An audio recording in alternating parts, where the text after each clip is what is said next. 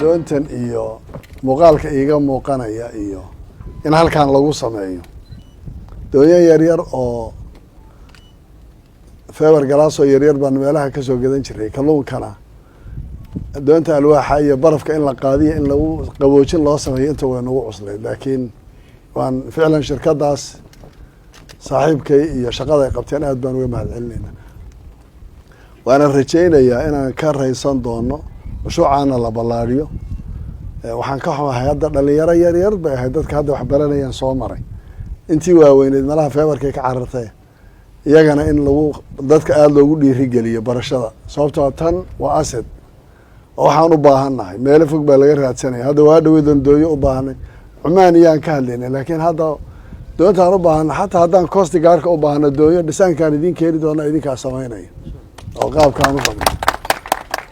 waan aad baan idinka mahad celinayaa mashruucana waxaan is leeyahay wuxuu noqonayaa mashruuc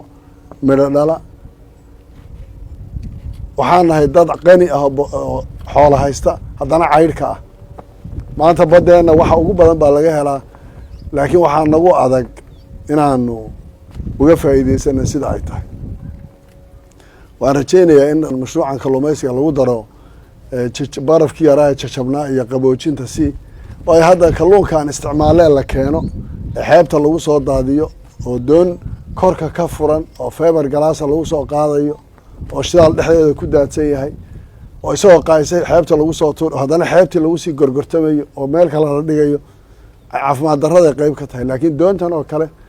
maanta haddii xataa doonyo u shaqeeyaana badweynta la dhigo oo lagu soo ururiyo meeshii la doonana waa loo qaadi karaa marka